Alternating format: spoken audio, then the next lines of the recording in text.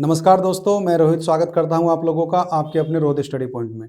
तो साथियों, आज हम जनवरी महीने का जो करंट अफेयर हमने शुरू किया है उसकी 4 क्लासें कंप्लीट हो चुकी हैं और आज हम उसकी 5वीं क्लास डिस्कस करने जा रहे हैं। तो सभी हमारे साथी क्लास को ध्यान से देखना। एक क्वेश्चन आपके आने वाली परीक्षाओं के लिए इंपॉर्टेंट रहेगा। अभी आने वाली परीक्षाएं कांस्टेबल, यूपीएसआई, लेखपाल, एसएससी, रेलवे, जितनी भी परीक्षाएं हैं उन सब के लिए ये करंट अफेयर आपका बहुत इंपॉर्टेंट है। तो साथियों, क्लास शुरू करते हैं और क्लास शुरू करने से पहले हमारे उन साथियों से निवेदन है जिन्होंने अभी तक चैनल को सब्सक्राइब नहीं किया है तो वो कर लीजिए, क्योंकि इंपॉर्टेंट क्लासों का जो नोटिफिकेशन आपको जल्दी से तभी मिल पाएगा। देखिए, सबसे पहला सवाल आज का रहेगा हमारा। सवाल क्या है? संयुक्त राज्य अमेरिका ने हाल ही में कितने देशों के नागरिकों के लिए अप्रवासी वीजा प्रक्रिया को अनिश्चित काल के लिए निलंबित कर दिया है? यानी अप्रवासी वीजा प्रक्रिया को निलंबित कर दिया है अनिश्चित काल के लिए। तो कितने? 75 देशों की। तो अमेरिका आजकल बहुत कठिन फैसले लेने में लगा हुआ है। कभी ग्रुप से बाहर निकल रहा है, कभी देशों पर प्रतिबंध लगा रहा है ना। इसी उसमें इस क्रम में इन्होंने क्या करा है? 75 देशों को अनिश्चित काल के लिए प्रतिबंध लगा दिया है। यह निलंबन आदेश 21 जनवरी 2026 से प्रभावी माना जाएगा।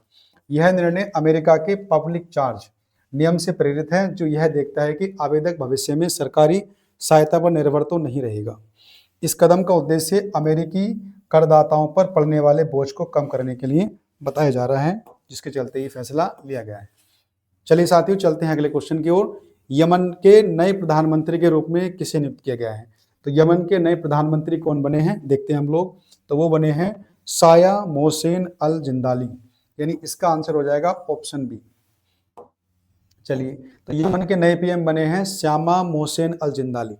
उन्होंने पूर्व प्रधानमंत्री सलेम बिन ब्रेक का स्थान लिया है, जिनका इस्तीफा परिषद ने स्वीकार भी कर लिया है। चलिए, जिंदाली इससे पहले देश के विदेश मंत्री के रूप में भी काम कर चुके हैं। चलते हैं अगले क्वेश्चन की ओर। मार्च 2026 में भारत विद्युत शिखर सम्मेलन 2026 का आयोजन कहाँ प्रस्तावित है?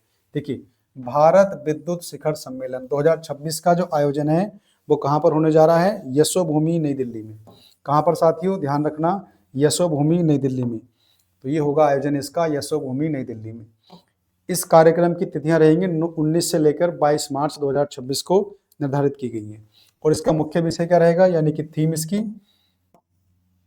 Electrify growth, empowering sustainability, connecting globality. तो ये सब इसकी फुल फॉर्म मतलब क्या है? थीम है। इस आयोजन में दुनिया भर के 500 से अधिक प्रदर्शक और 25,000 से अधिक प्रतिभागी शामिल होंगे। चलिए, चलते हैं अगले क्वेश्चन की ओर। कलकत्ता उच्च न्यायालय के 44वें मुख्य न्यायाधीश के रूप में किसने शपथ ली है?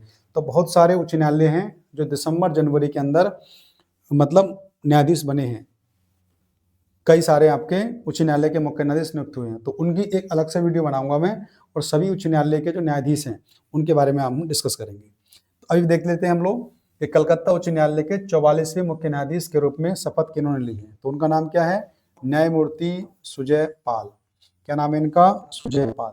नाम याद रखना, न्यायमूर्ति सुजय पाल। चलिए, शपथ ग्रहण समारोह 16 जनवरी 2026 को आयोजित किया गया। इन्होंने पूर्व मुख्य न्यायाधीश, क्या नाम है इनका? टी.एस. शिवगणन का स्थान लिया है, जो 2025 में सेवानिवृत्त हुए थे। अगले क्वेश्चन की ओर चलते हैं। विश्व का सबसे विशाल ग्रीन अमोनिया प्रोजेक्ट भारत के किस स्थान पर स्थापित किया जा रहा है? तो विश्व का सबसे विशाल क्या नाम है? Green ammonia project. ये किया जा रहा है आपका काकीनाडा आंध्र प्रदेश में। साथियों, कहाँ पर? काकीनाडा आंध्र प्रदेश में। तो विश्व की सबसे बड़ी ग्रीन अमोनिया परियोजना कहाँ पर? काकीनाडा आंध्र प्रदेश में स्थापित की जाएगी। ध्यान रखना, इंपॉर्टेंट क्वेश्चन है आप लोगों का। भारत की ही नहीं, पूरे विश्व की सबसे बड़ी ये परियोजना होने वाली है। कहाँ पर? काकीनाडा आंध्र प्रदेश में। और इस परियोजना में कुल निवेश लगभग 10 अरब डॉलर यानी कि 85,000 करोड़ रुपए का होने वाला है। इस प्लांट की उत्पादन क्षमता 1.5 मिलियन टन प्रति वर्ष होगी। इसके निर्माण चरण के दौरान लगभग 8,000 नई नौकरियों का सृजन होगा। कितनी? 8,000 नौकरियां यहाँ से निकलने वाली हैं आपकी आंध्र प्रदेश में। यहाँ उत्पादित ग्रीन अमोनिया जर्मनी, जापान और सिंगापुर जैसे देशों में निर्यात किया जाएगा। तो क्वेश्चन आपका बहुत इंपॉर्टेंट है, काकीनाडा आंध्र प्रदेश। चलिए, चलते हैं आगे। भारत में पहली बार आयोजित अंतर्राष्ट्रीय cycling race Pune grand tour 2026 का गुडविल एम्बेसडर किसे बनाया गया है? तो एम्बेसडर बनाया गया भाई, गुडविल एम्बेसडर किसको बनाया गया है? तो ये बनाया गया है माही भाई को, यानी कि MS धोनी, महेंद्र सिंह धोनी को बनाया गया है। तो इनको तो सभी जानते होंगे आप लोग, पूर्व कप्तान हैं क्रिकेट टीम के अपनी भारत की, और यह भारत में आयोजित होने वाली पहली अंतर्राष्ट्रीय मल्टी स्टेज रोड साइकिलिंग प्रतियोगिता है। तो क्वेश्चन इसलिए भी आपका इंपॉर्टेंट हो जाएगा, ध्यान रखना। और महेंद्र सिंह धोनी आप जानते हो T20 world cup, one day world cup सब जिता दिए इन्होंने अपनी कप्तानी में, तो वही इसके क्या है, ब्रांड एम्बेसडर। रेस का आयोजन 19 से 23 जनवरी 2026 को पुणे में किया जाएगा, ये भी याद रखना आप लोग। कहाँ पर होगा? पुणे। और पुणे कहाँ पड़ता है साथियों? महाराष्ट्र में। इस इवेंट में 35 देशों का प्रतिनिधित्व करने वाले 171 राइडर्स ने हिस्सा लिया है।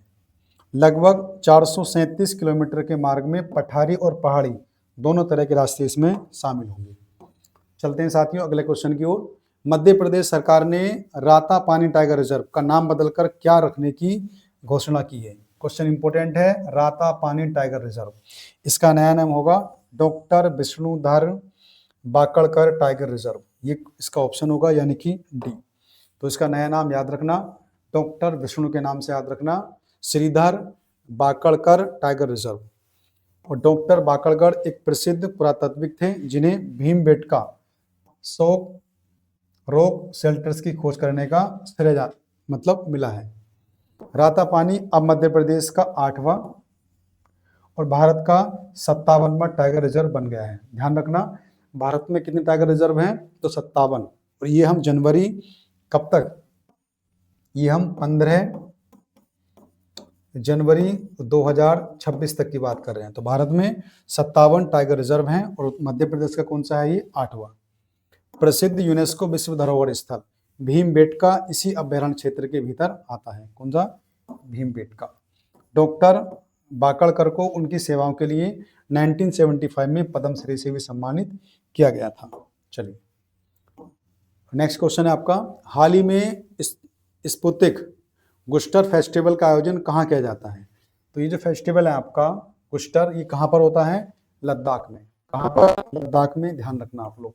तो गुस्टर फेस्टिवल हाल ही में लद्दाख और वहाँ का जिला लेह में स्तूपिक मठ में मनाया जाता है। यह उत्सव 16 से 17 जनवरी को आयोजित हुआ और गुस्टर शब्द का अर्थ होता है बलिदान होता है, जो बुराई पर अच्छाई की जीत का प्रतीक है। यानी कि बुराई पर अच्छाई का प्रतीक का मतलब जीत का प्रतीक है, बलिदान इसका मतलब होता है। और इस उत्सव का मुख्य आकर्षण भिक्षुओं द्वारा किया जाने वाला चाम यानी कि मुखौटा नृत्य है। चलते हैं अगले क्वेश्चन की ओर। विश्व आर्थिक मंच की वार्षिक बैठक 2026 कहाँ आयोजित की जा रही है? तो विश्व आर्थिक मंच की वार्षिक बैठक कहाँ पर हो रही है? तो दावोस। और दावोस साथियों कहाँ पड़ता है, जरा बताओ मुझे? आयोजन स्विट्जरलैंड के दावोस में, और यह बैठक 19 जनवरी से 23 जनवरी तक चलेगी। और इस वर्ष की थीम क्या रहेगी आपकी? संवाद की भावना, यानी कि ए स्पिरिट ऑफ डायलॉग, यानी संवाद की भावना। बैठक में 130 से अधिक देशों के लगभग 3000 वैश्विक नेता भाग ले रहे हैं और भारत ने इस मंच पर पार्टनर विद भारत के संदेश के साथ अपनी मजबूत उपस्थिति दर्ज कराई है। चलिए, वैज्ञानिकों द्वारा हाल ही में किस नदी को दुनिया की सबसे पुरानी बहने वाली नदी का दर्जा दिया है? यानी विश्व में सबसे पुरानी बहने वाली नदी कौन सी है, उसका नाम ढूंढेंगे हम लोग इन ऑप्शन में। तो दुनिया की सबसे पुरानी बहने वाली नदी क्या नाम है उसका? तो वो नदी है फिंके नदी। और कहाँ पड़ती है ये पड़ती है साथियों ऑस्ट्रेलिया में। कहाँ पर? ऑस्ट्रेलिया में। तो ध्यान रखना आप लोग, कौन सी नदी है? फिंके नदी। कहाँ की? ऑस्ट्रेलिया की। इसकी उत्पत्ति का समय लगभग 300 से 400 मिलियन वर्ष पहले माना जाता है और यह नदी डायनासोरों के अस्तित्व में आने से पहले बह रही थी। स्थानीय आदिवासी भाषा में इसे लैरा पिंटो के नाम से जाना जाता है। कौन सा? लैरा पिंटा के नाम से जानते हैं। चलो, गूगल ने हाल ही में 55 भाषाओं में अनुवाद सक्षम किस नए AI मॉडल को लॉन्च किया है? तो किसको लॉन्च किया है? तो उसका नाम है ट्रांसलेट जेमिना। क्या नाम है? ट्रांसलेट जेमिना। तो गूगल ने ट्रांसलेट जेमिना नामक एक नया AI मॉडल लॉन्च किया है। यह मॉडल 55 भाषाओं में सटीक अनुवाद करने की क्षमता रखता है और गूगल डीप माइंड द्वारा विकसित किया गया है। यह जेमा 3 आर्किटेक्चर पर ये आधारित है। यह मॉडल 4B, 12B और 27B जैसे विभिन्न आकारों में उपलब्ध कराया जाएगा। तो ये सब याद रखना आप लोग। वेनेजुएला की विपक्षी नेता मारिया मचाडो ने प्रतीकात्मक रूप से अपना नोबेल शांति पुरस्कार 2025 किसे सौंपा है। देखिए, इनको नोबेल पुरस्कार मिला 2025 का, अब इन्होंने किसी को सौंपने की बात कही है।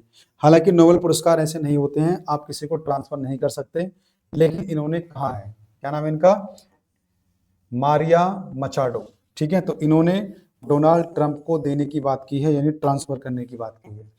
तो वेनेजुएला की मारिया कोरिना मचाडो ने अपना नोबेल पुरस्कार 2025 शांति का इनको मिला था, डोनाल्ड ट्रंप को सौंपने की घोषणा की है। यह एक प्रतीकात्मक कदम है जिसका उद्देश्य वेनेजुएला की स्वतंत्रता में ट्रंप की भूमिका को स्वीकारना है। तो ट्रंप की भूमिका ही भैया वेनेजुएला की स्वतंत्रता में। लेकिन नोबेल फाउंडेशन के नियम के अनुसार नोबेल पुरस्कारों को आधिकारिक तौर पर ट्रांसफर नहीं किया जा सकता। तकनीकी रूप से मारिया मचाडो ही इसकी एकमात्र आधिकारिक विजेता बनी रहेगी। यह पुरस्कार एक बार दिए जाने के बाद में स्थायी होता है और इसे लौटाया या फिर बदला या फिर ट्रांसफर नहीं किया जा सकता नोबेल पुरस्कारों को, ठीक है। लेकिन फिर भी क्वेश्चन याद रखना आप लोग, डोनाल्ड ट्रंप को इन्होंने ट्रांसफर करने की बात कही है। चलिए चलते हैं अगले क्वेश्चन की ओर। केंद्रीय सत्कर्ता आयोग में नए सत्कर्ता आयुक्त के पद पर किसकी नियुक्ति की जा रही है। तो क्या नाम है उनका भाई, तो उनका नाम है प्रवीण वशिष्ठ, अरविंद कुमार, प्रवीण सूद या फिर सुरेश एन पाटिल। तो इसका आंसर हो जाएगा साथियों आपका प्रवीण वशिष्ठ। नाम याद रखना, प्रवीण वशिष्ठ। तो उन्होंने 16 जनवरी 2026 को अपने पद पर गोपनीयता की शपथ ली है और वे 1991 बैच के बिहार कैडर के भारतीय पुलिस सेवा यानी कि IPS अधिकारी हैं। चलो, भारत की पहली खुली समुद्री मछली पालन परियोजना का शुभारंभ कहां पर हुआ है। तो साथियों कहां पर हुआ है ये, अंडमान सागर या अरब सागर। तो ये हुआ है आपका अंडमान सागर में। कहां पर हुआ है, अंडमान सागर पे। इसका उद्घाटन केंद्रीय मंत्री डॉक्टर जितेंद्र सिंह ने 18 जनवरी को किया है और यह परियोजना NIOT यानी कि national institute of ocean technology है ना, और अंडमान प्रशासन के सहयोग से चलाई जा रही है। तो इसकी फुल फॉर्म याद रखना आप लोग, किसकी, NIOT national institute of ocean technology. चलिए, किस राज्य सरकार ने 3 से 6 वर्ष के बच्चों को मातृभाषा में शिक्षा देने हेतु आमे पढ़ीबा आमा भसारे, ठीक है, आमे पढ़ीबा आमा भसारे योजना शुरू की है। तो किसने की है, ये की साथियों उड़ीसा ने। किस राज्य ने की है, उड़ीसा ने। तो उड़ीसा सरकार ने आमे पढ़ीबा आमा भसारे नामक योजना शुरू की है। इस योजना का उद्देश्य क्या होगा, 3 से 6 वर्ष के बच्चों को उनकी मातृभाषा जनजातीय भाषा में शिक्षा देना। पहले चरण में इसे राज्य सरकार के 6 आदिवासी बहुल राज्यों में शुरू किया जाएगा। इसमें मुंडा, कुई, सोरा, गोंडी जैसी जनजातियां शामिल होंगी और यह पहल राष्ट्रीय शिक्षा नीति 2020 के प्रावधानों में से एक है। भारत के 92वें शतरंज ग्रैंड मास्टर बनने की उपाधि किसने हासिल की है। तो क्या नाम है उनका, उनका नाम है आपका प्रणव आनंद, आदित्य मित्तल, आर्यन वैष्णवन। तो इसका आंसर क्या हो जाएगा, आर्यन वैष्णव। तो आर्यन साहब ने क्या किया भाई, भारत के 92वें शतरंज ग्रैंड मास्टर ये बन गए हैं। वे 21 वर्ष के हैं और दिल्ली के निवासी हैं, याद रखना।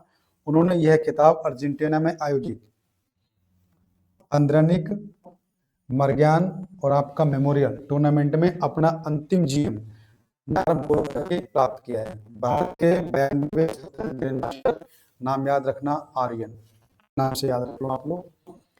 राष्ट्रीय पेंगुइन दिवस प्रतिवर्ष किस तिथि को मनाया जाता है। तो ये मनाते हैं हम लोग प्रतिवर्ष 20 जनवरी को। कब मनाते हैं साथियों, 20 जनवरी को। तो राष्ट्रीय पेंगुइन दिवस हर साल 20 जनवरी को मनाया जाता है, याद रखिएगा।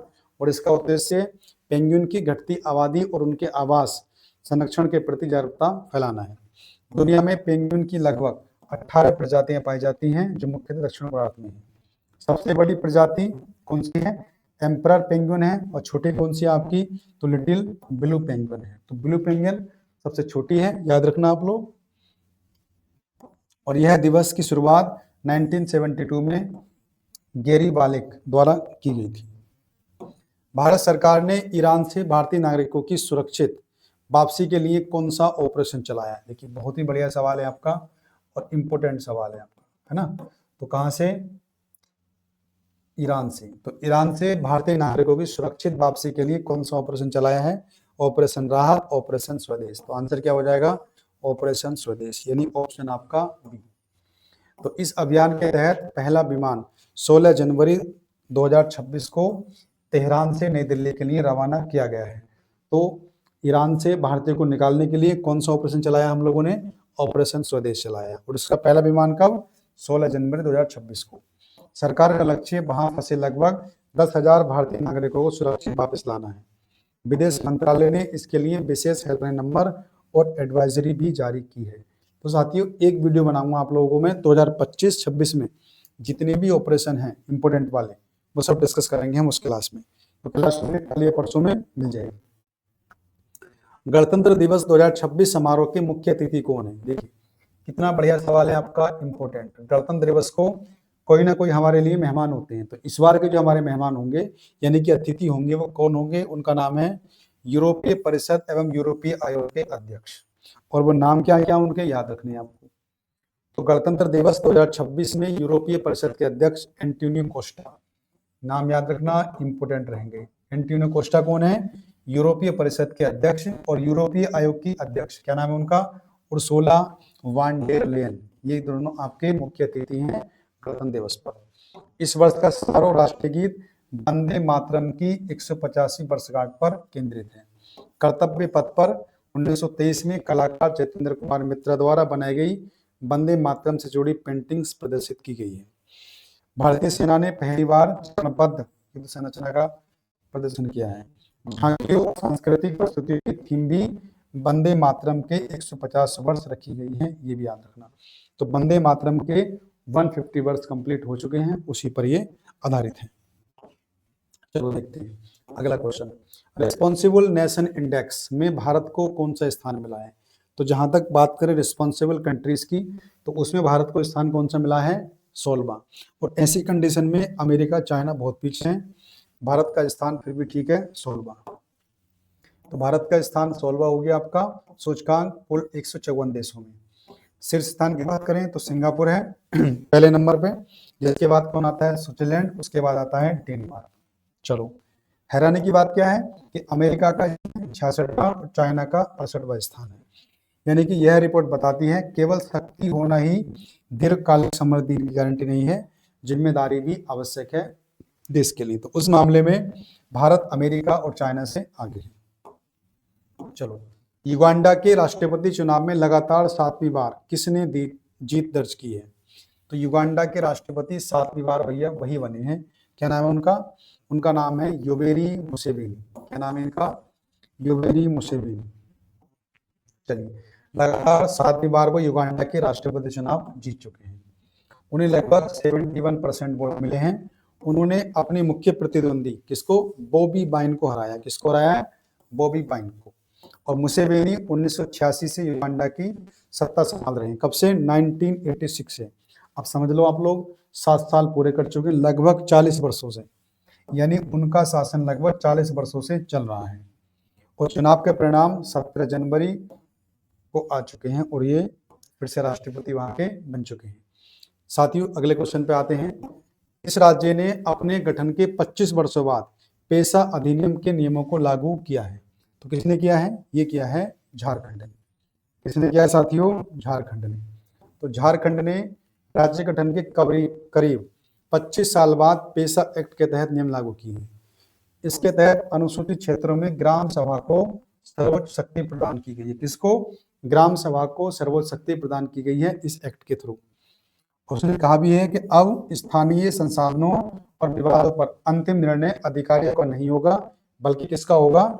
ग्राम सभा का होगा, है ना। और ग्राम सभा को छोटे विवादों में 10 रुपए से लेकर 2000 रुपए तक का जुर्माना लगाने का अधिकार भी होगा। यह नियम झारखंड के 13 जिलों में पूर्णतः और 3 जिलों में आंशिक रूप से प्रभावी होने वाला है। देखिए नेक्स्ट क्वेश्चन क्या है। भारतीय रेलवे के प्रतिष्ठित अति विशिष्ट रेल सेवा पुरस्कार से किसे सम्मानित किया गया, यानी कि अति विशिष्ट रेल सेवा पुरस्कार किसको मिला है, तो ये मिला है वंदना शर्मा को। किसको मिला साथियों, वंदना शर्मा को। और ये कौन है, आरपीएफ इंस्पेक्टर हैं।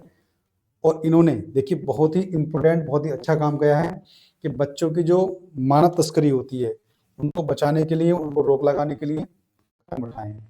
तो आरपीएफ इंस्पेक्टर चंदना नाम है इनका, चंदना सिन्हा, वंदना चंदना, थोड़ी सी मिस्टेक हो गई इसका, चलो साथियों, चंदना सिन्हा नाम हो गया। तो चंदना सिन्हा को इस सर्वोच्च सम्मान से नवाजा गया है। उन्हें यह पुरस्कार रेलवे नेटवर्क पर बच्चों की तस्करी रोकने और उन्हें बचाने के लिए किया गया है। तो इम्पोर्टेंट सवाल रहेगा, चंदना सिन्हा ने अब तक 1500 से अधिक बच्चों को सुरक्षित बचाया है। वे लखनऊ के चारबाग स्टेशन से ऑपरेशन नन्हे फरिश्ते का नेतृत्व भी करती हैं। तो उत्तर प्रदेश परीक्षाओं में पूछे जाने वाला ये इंपॉर्टेंट सवाल है, ध्यान रखना। इनका नाम क्या नाम है, क्या करती हैं, लखनऊ के चारबाग स्टेशन से ऑपरेशन नन्हे फरिश्ते का नेतृत्व भी करती हैं। उनका कार्य बाल श्रम और मानव तस्करी के खिलाफ लड़ाई में अत्यंत महत्वपूर्ण माना गया है। चलिए आगे चलते हैं। 11वें अजंता एलोरा अंतर्राष्ट्रीय फिल्म महोत्सव में किसे पद्मामणि पुरस्कार प्रदान किया गया है, तो किनको किया गया है, उनका नाम है इलैयाराजा। क्या नाम है उनका, इलैयाराजा। तो दिग्गज संगीतकार इलैयाराजा को यह पुरस्कार दिया गया है। यह सम्मान उनको भारतीय सिनेमा में उनके अद्वितीय संगीत योगदान के लिए मिला है। समारोह का आयोजन छत्रपति संभाजीनगर महाराष्ट्र में किया था। पुरस्कार में कितना, 2 लाख रुपए का नगद और एक स्मृति चिन्ह भी मिला है। विजय हजारे ट्रॉफी 2025-26 का विजेता कौन है, तो विदर्भ ने ये टूर्नामेंट जीत लिया है। याद रखना किसको हराकर, तो फाइनल मुकाबले में उन्होंने सौराष्ट्र को हराया है, ध्यान रखना आप लोग। फाइनल में अर्थव तायदे 128 को प्लेयर ऑफ द मैच चुना गया है। और टूर्नामेंट में सर्वाधिक 8 रन बनाने वाले अमन मोखड़े को प्लेयर ऑफ द टूर्नामेंट चुना गया है। देखिए साथियों, क्वेश्चन गायब हो गया, कोई दिक्कत नहीं। देखिए मणिपुर, मेघालय और त्रिपुरा ने क्या करा है, 21 जनवरी 2026 को अपना 54वां स्थापना दिवस मनाया है। तो अगर आपसे पूछ ले कि 21 जनवरी को किन किन राज्यों ने अपना स्थापना दिवस मनाया है, तो याद रखना मणिपुर, मेघालय और त्रिपुरा, इन 3 राज्यों ने। ये तीनों राज्य उत्तर पूर्वी क्षेत्र पुनर्गठन अधिनियम 1971 के तहत 21 जनवरी 1972 को पूर्ण राज्य बने थे। कब बने थे, 1972 में। मणिपुर और त्रिपुरा 1949 में भारत में विलय के बाद पहले केंद्र शासित प्रदेश बने थे। ये सवाल भी आपका इंपॉर्टेंट है, ठीक है। मेघालय पहले असम का हिस्सा था, जिसे 1970 में राज्य बनाया गया और बाद में इसे पूर्ण राज्य बनाया गया। तो मेघालय पहले किसका, असम का हिस्सा था। चलते हैं साथियों अगले क्वेश्चन की ओर। कतर के बाद अब कौन सा देश भारत का दूसरा सबसे बड़ा LNG आपूर्तिकर्ता बन गया है, तो देखिए कतर के बाद दूसरा बड़ा देश कौन बना है, तो बना है UAE। कौन सा, संयुक्त अरब अमीरात। तो UAE भारत का दूसरा सबसे बड़ा LNG सप्लायर बन गया है। UAE के राष्ट्रपति की भारत यात्रा के दौरान 0.5 मिलियन मीट्रिक टन वार्षिक आपूर्ति का दीर्घकालिक करार हुआ है। आपूर्ति कब तक, 2028 से शुरू होकर अगले 10 वर्षों तक जारी रहेगी। दोनों देशों ने 2032 तक द्विपक्षीय व्यापार को 200 अरब डॉलर तक ले जाने का लक्ष्य भी रखा है। वर्तमान में 2023-24 दोनों देशों के बीच व्यापार लगभग 84 अरब डॉलर का है। तो ध्यान रखना आप लोग, दूसरा सबसे बड़ा LNG सप्लायर बन गया है UAE। क्वेश्चन नंबर देखिए हम लोग 28, एशिया मैन्युफैक्चरिंग इंडेक्स 2026 में भारत की रैंकिंग क्या रही है। देखिए भारत की रैंकिंग रही है इसमें आपकी 6ठी रैंक भारत की है। भारत का स्थान 6ठा रहा है। भारत 2025 में भी इसी रैंक पे था, तो सेम टू सेम है। इस सूचकांक में चीन लगातार शीर्ष पर बना हुआ है, मलेशिया दूसरे नंबर पर है और वियतनाम इसमें तीसरे नंबर पर है। इस इंडेक्स एशियाई देशों की विनिर्माण क्षमता और प्रतिस्पर्धा को दर्शाता है। किस देश ने अमेरिका से अलग नीति अपनाते हुए चीन से आने वाली इलेक्ट्रिक कारों यानी EVs से 100% टैरिफ हटा दिया है, तो वो कौन है, कनाडा। तो ये किया है कनाडा ने। कनाडा। अब चीनी इलेक्ट्रॉनिक वाहनों पर केवल 6.1% ट्रैफिक लगेगा। यह फैसला कनाडाई प्रधानमंत्री, क्या नाम है उनका, मार्क कार्नी की चीन यात्रा के दौरान लिया गया है, एक फैसला है। तो इंपॉर्टेंट सवाल है आपका। तो कनाडा के जो प्रधानमंत्री हैं मार्क कार्नी, कनाडा सालाना 49,000 चीनी वाहनों की अनुमति देगा, जिसे भविष्य में बढ़ाया जा सकता है। दुबई में आयोजित 7वें रोल बॉल विश्व कप में भारत की जीत में किस खिलाड़ी की भूमिका अहम रही? तो क्या नाम है उनका, यश अनिल रशिया। क्या नाम है इनका, यश अनिल। तो यश अनिल ने भारत को स्वर्ण पदक दिलाने में निर्णायक भूमिका निभाई। स्वर्ण पदक भारत को मिला है और यह टूर्नामेंट दुबई में 14 से 18 दिसंबर 2025 के लिए खेला गया था। भारतीय पुरुष टीम ने फाइनल में केनिया को 10-11 के अंतर से हरा दिया है और भारतीय महिला टीम ने भी केनिया को हराकर यह खिताब जीत लिया है। तो यानी कि भारत ने पुरुष और महिला दोनों वर्गों में विश्व चैंपियंस बनने का खिताब हासिल किया है। तो भारत महिलाओं में भी और पुरुषों में भी, दोनों में ये विश्व चैंपियन बन चुका है। बीजेपी यानी कि भारतीय जनता पार्टी का नया राष्ट्रीय अध्यक्ष चुना गया है। तो देखिए बीजेपी के नए राष्ट्रीय अध्यक्ष को कौन बने हैं, नितिन नवीन। नाम याद रखना, सवाल इंपॉर्टेंट है आपका, पूछ लेगा। वैसे भी सरकार बीजेपी की चल रही है यूपी में भी और केंद्र में भी, तो वहां के राष्ट्रीय अध्यक्ष कौन बने हैं, नितिन नवीन। चलो, तो नितिन नवीन को भाजपा का नया राष्ट्रीय अध्यक्ष चुना गया है। वे पार्टी के 12वें अध्यक्ष बने हैं और उन्होंने जेपी नड्डा का स्थान लिया है। 45 वर्षीय नितिन नवीन इस पद पर पहुंचने वाले सबसे युवा नेता हैं। ठीक है, ये भी याद रखना। वे बिहार के बांकीपुर पटना से 5 बार विधायक बने हैं और उनका निर्वाचन निर्विरोध संपन्न हुआ है। तो साथियों क्वेश्चन इंपोर्टेंट रहेगा। तो भाजपा के जो नए कौन भाई राष्ट्रीय अध्यक्ष कौन बने हैं, नितिन नवीन बने हैं। तो साथियों आज की क्लास हमारी यही संपन्न होती है। जितने भी क्वेश्चन डिस्कस हमने किए हैं, इन सब की जो PDF आपको मिलेगी वो हमारे टेलीग्राम चैनल पर मिलेगी, रोहित स्टडी पॉइंट। आप उसे ज्वाइन कर लेना। उसके अलावा जितना भी हमारा प्रीमियम कंटेंट है वो हमारे एप्लीकेशन पर मिलेगा, रोहित स्टडी पॉइंट। उसे आप डाउनलोड कर लो एप्लीकेशन को, वहाँ से सारी चीज़ें आपको मिलने वाली हैं। तो ठीक है साथियों, कल मिलते हैं फिर एक नई क्लास में। जनवरी महीने की अभी कम से कम 2 क्लासें और आएंगी, क्योंकि जनवरी का महीना इंपॉर्टेंट रहता है, बहुत सारी चीज़ें इसके अंतर्गत होती हैं। तो सही वीडियो को आप लोग ध्यान से देखिए। ठीक है साथियों, मिलते हैं फिर कल नेक्स्ट वीडियो में।